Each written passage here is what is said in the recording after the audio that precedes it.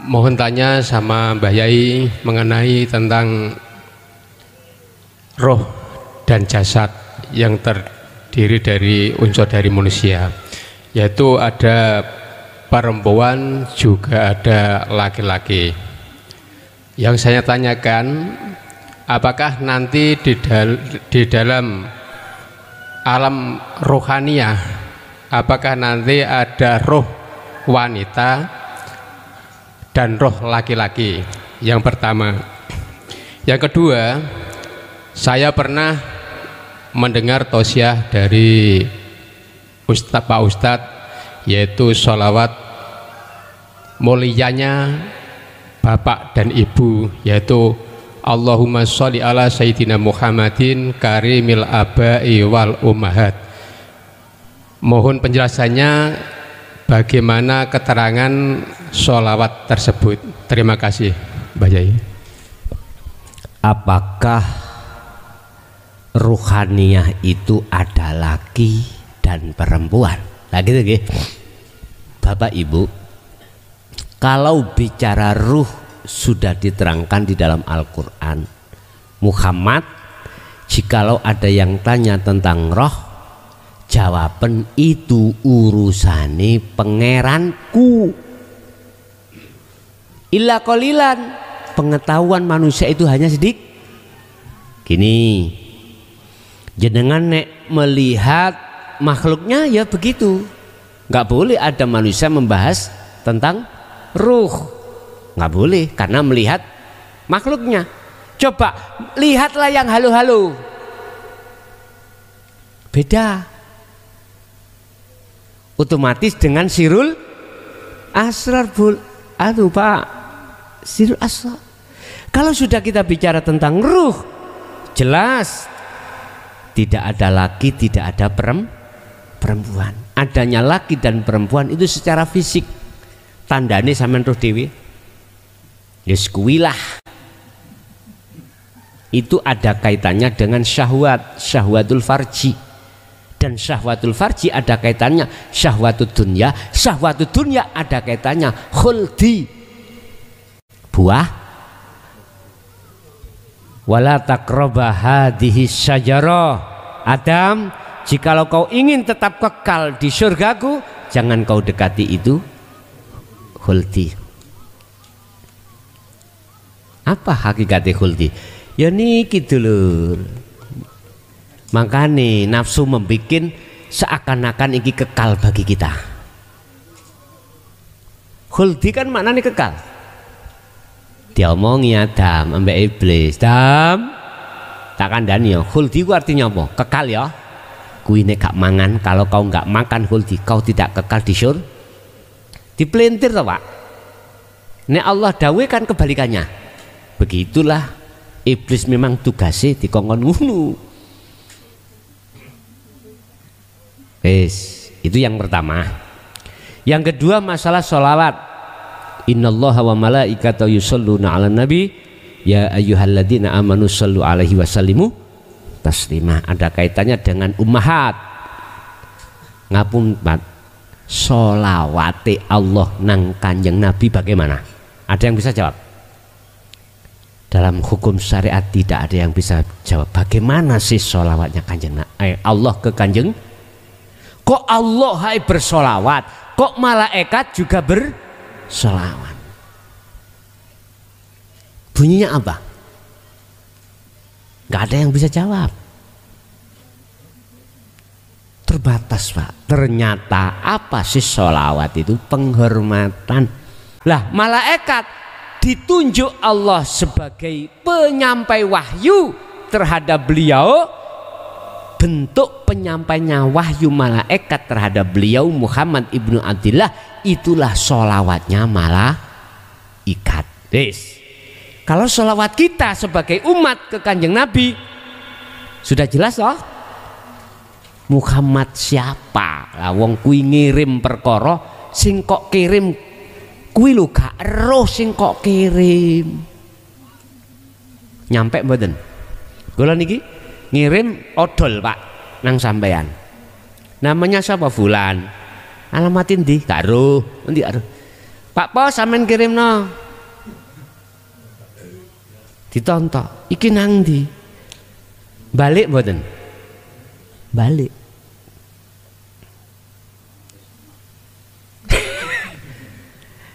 Nyun sewu, hakikat syahadat sudah saya buka.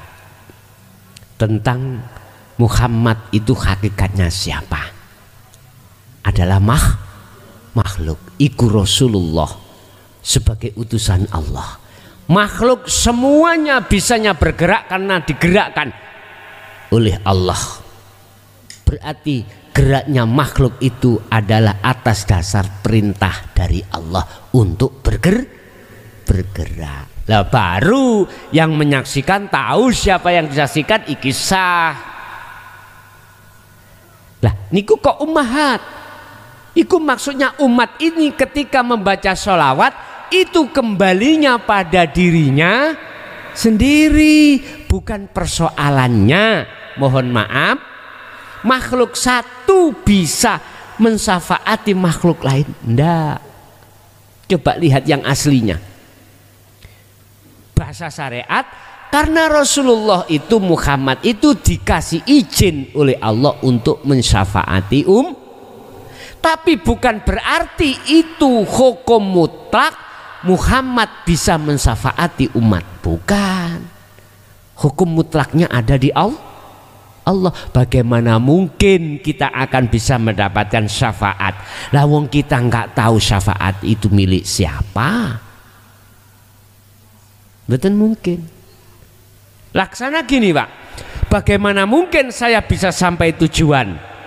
Lah wong saya tidak tahu arah jalan dan alamat tujuan. Ya kesasar-sasar Pak, kesasar-sasar.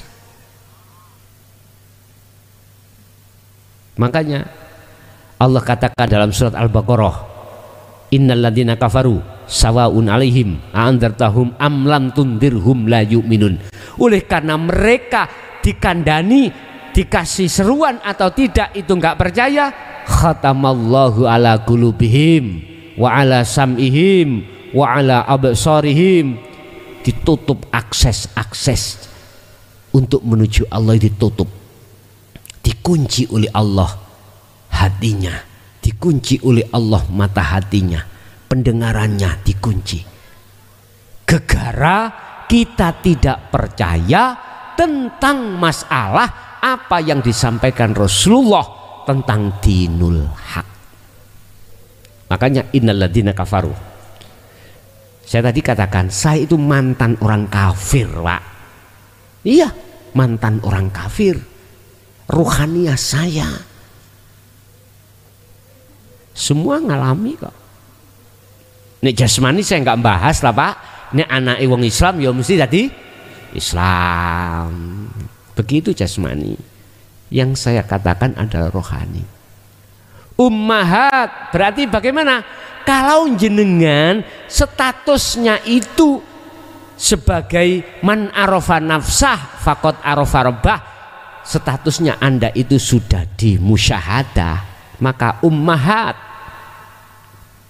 termasuk orang dekat sampean. Siapa? Anak, istri, saudara, tetangga.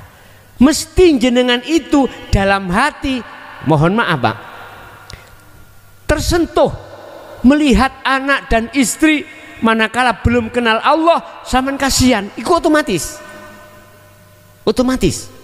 sehingga sampean ada upaya untuk mendidik terhadap rohaniah orang-orang dekat kita.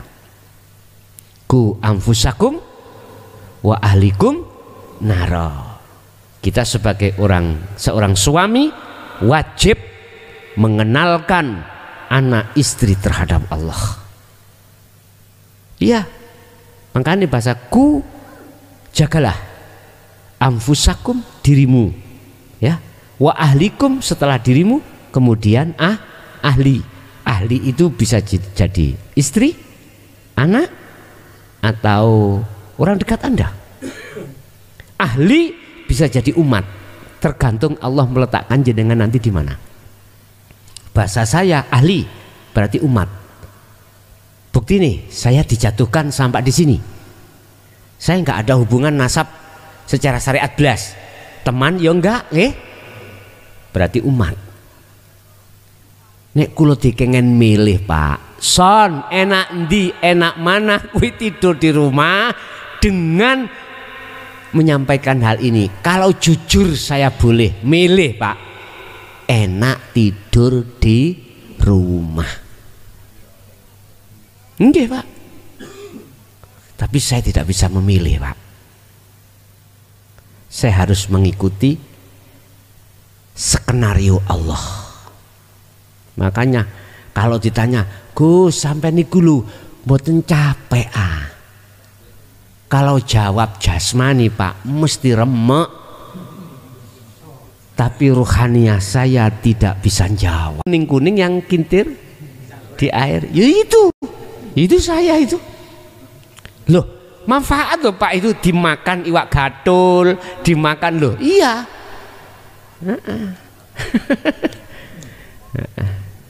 Jadi secara otomatis, Pak, rahmat penghormatan Allah dan malaikat terhadap beliau hakikaten jenengan kali kula kalau sudah jadi kekasih Allah, otomatis orang dekat jenengan iki mesti kepadangan. Mesti kepadangan. Bentuknya mana?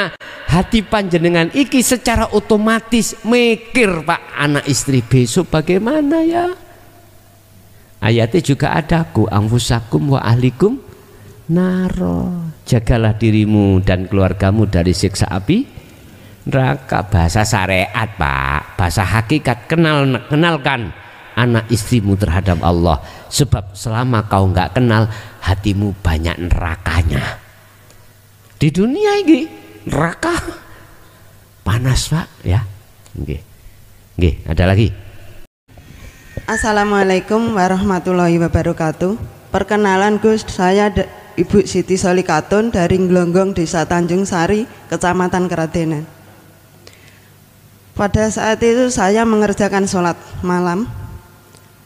Salat saya dalam keadaan mata terpejam dengan dzikir silin asrof. Pada saat dzikir itu saya merasa ada sosok berdiri berjubah putih, lalu duduk bersimpuh menyembah pada saya. Mohon penjelasannya. Cukup sekian. Duduk bersimpuh menyembah di pangkuan saya. Di pangkuan saya. Dari saya sekian, Gus, cukup. Terima kasih. Wassalamualaikum warahmatullahi wabarakatuh. Waalaikumsalam warahmatullahi wabarakatuh. Siapakah garangan si jubah putih? Lah gitu toh? Bon. Leres toh, Pak, garangan toh, Pak? Gerangan apa garangan toh? Garangan. Ingat, ketika kita khalwat secara khusus, biasanya itu yang sering terjadi secara tempat sepi ini ulung ya. Ingat, ketika kita khalwat, wa minal laili fasjud lahu fasabbihu lailan tawilan, manakala jenengan tadi memfungsikan dzikir sirul asrar, maka itu adalah salah satu warid yang diutus Allah. Siapa warid itu? Warid adalah malaikat atau utusan Allah yang diperintah oleh Allah masuk di dalam jagatnya ruhaniyah. Jagatnya ruhaniyah yang disebut kolbun hati ini lebih luas daripada jagat dunia dan seisinya. Iya, kita bikin rumah jagat dunia aja ada batasnya, Pak. Kalau jagatnya ruhaniyah nggak ada batasnya. Sifatnya apa? Tujuannya apa? Allah meletakkan warid, dan siapa yang dikasih warid? Tidak semua orang, Pak. Kalau pertanyaan sebab apa Allah mengutus warid terhadap hambanya, karena hambanya itu sudah mengenal, membawa kuncinya ke musyahadah, yaitu sirul asrar. Dan apa visi dan misinya si warid? Satu, innama aradallah al-warida alaika, sak temene Allah bermaksud meletakkan warid dalam diri Anda adalah untuk menghantarkan Anda pada Allah. Menghantarkan. Tapi sebelum dihantarkan ada di situ peperangan, Pak Bu. Pengusiran nafsu penjajah dalam hati jenengan. Awalnya kita dijajah oleh nafsu supaya roh itu bersukaria dengan dunia. Kalau sudah bersukaria dengan dunia, kita menjadi budaknya hawa. Kita dibebaskan oleh Allah lewat proses perjalannya warid. Wow. Jadi warid masuk di situ mengusir penjajahnya ruh untuk membebaskan ruh dari perbudakan ruh terhadap nafsu. Aman sudah dibersihkan, nafsu sudah ngalih, dihantarkan jenengan pada Allah. Iku apabila jenengan sudah meyakini kebenaran, menerima dan melaksanakan sirul asrar. Lah terus dirinya kok menyembah? Lah ngono toh? Apa sebabnya menyembah? Itu sebetulnya didikan terhadap kita, jangan pernah yang kau sembah kecuali Sang Yang Tunggal. Iku didikan. Bukan perkarane warid nyembah jenengan, boten. Itu adalah fa'budun. Tadi ada fa'budun. Fa'budun tak tulis mang loh. Surat Al-Anbiya 25. Itu pengajaran terhadap jenengan, jangan pernah menyembah selain pada Allah. Wis. Itu di mana? Di alam mukasyafah, Bu. Kalau jenengan tadi sirul asrar itu betul-betul fungsi, jenengan gak mungkin melihat makhluknya. Jenengan pasti akan melihat sang yang berperan. Siapa? Tidak ada lain kecuali Allah. Tapi manakala seseorang itu ketika suluk belum membawa apalagi memfungsikan sirul asrar, maka itu adalah bisa jadi iblis mandom, apa mandom? Membo menyerupai terhadap makhluk siapapun. Kadang-kadang ngomongnya pewenak Pak, mau masak gunung, mau jadi orang sakti, mau jadi orang karomah, ahli kasyaf, tahu semua apa yang terjadi. Apabila terjadi seperti itu, wahai saudara-saudaraku, tolaklah. Tolak. Si Salik ketika suluk hanya satu, aku hanya ingin bertemu Allah. Pasti dia akan hilang. Saat itu juga fungsinya sirul asrar melampah hilang. Kalau itu tadi makhluk loh Pak ya, makhluk, yaitu iblis mendo-mendo menyerupai hamba Allah. Pernah terjadi di dalam kitab Sirul Asrar karangan Syekh Abdul Qadir Jailani, ketika beliau ikut kholwat, iblis datang. Iblis datang yang intinya ngaku-ngaku Allah. Mengapa beliau menolak? Karena beliau memakai Sirul Asrar. Lah, jadi Sirul Asrar itu adalah satu alat untuk mendeteksi ya, meninggalkan iman selain Allah. Kalau nggak ada Sirul Asrarnya, wah patuhnya setengah mati Pak Bu. Duh, sinten sih gak seneng? Siapa yang nggak suka menjadi orang sakti? Ayo, punya karomah ya, punya sesuatu yang orang tidak mempunyai. Orang sakit didemok tok ngene waras, ya. Didoa ia waras. Orang bisnis pengen dirinya itu mang sukses, dikasih jalan sukses, siapa yang nggak suka? Biasanya Pak, pelaku-pelaku ini sing boten, sing tidak membawa sirul asor, ujung-ujungi iku goleki dunya. Nggih, ma'isyatu dunya dijadikan sebagai lahan untuk mencari kebutuhan dunia. Lho Gus sampean kok iso ngomong, tahu aku korban yuane. Pelaku. Nggih, pelaku bukan korban, pelaku. Makanya tadi saya katakan aku ini mantan wong luwih bejat katimbang jenengan, Pak. Ngoten lho. Luwih kafir daripada orang kafir. Berarti kafir kuadrat kula niki. Kuadrat. Sampean sik kafir tok, aku kuadrat.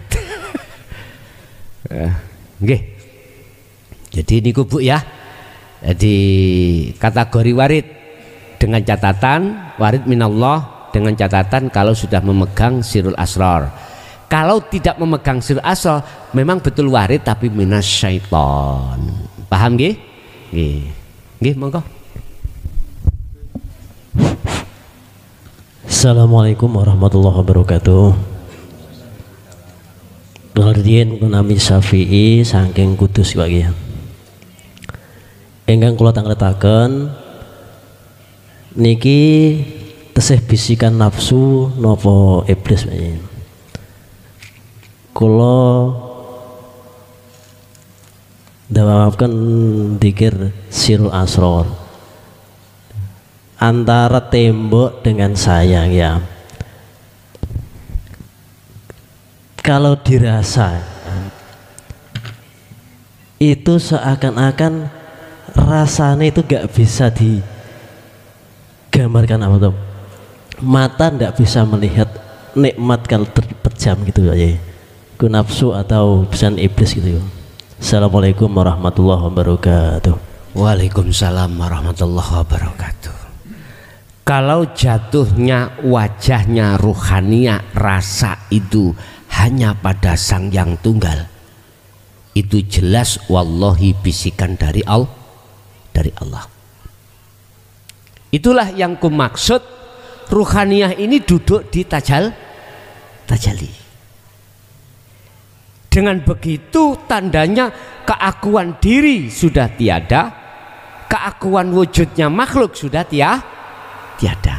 Artinya semua apapun sistem-sistem di dalam ajaran hukum syariat, oleh karena Anda itu sudah tiada loh ya, maka itulah salah satu ciri yang disebut amal arif,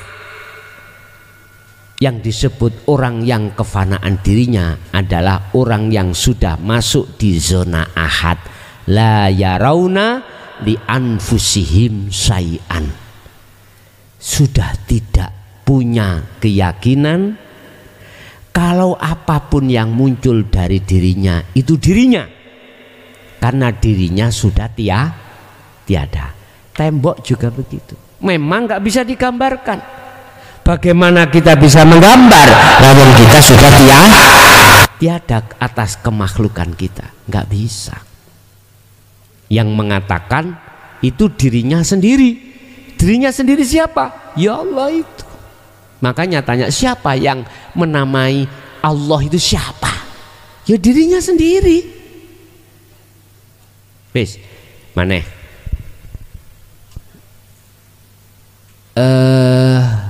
Niki jangan apa? Soto. Sapa sing jenengna soto pian? Padahal dikatakan soto rangkaiane kuatah teng mriku. Sebelum dintaktung jeneng soto. Nah, ini proses ya. Ada pedesan, ada brambang, ada bawang, ada laos, apapun itu. Boso. Ketika sudah mateng muncullah nama, aku tanya, sing jenenge soto iku sapa? Yang menamai soto. Wis sare ajab, ya orang dulu-dulu lah gitu ya. Orang dulu ditanya, siapa dulunya? Ya dulu-dulu loh. Akhirnya habis kembali pada asal. Paham ya? Disitulah makanya siapa yang menamai Allah? Ya Allah sendiri.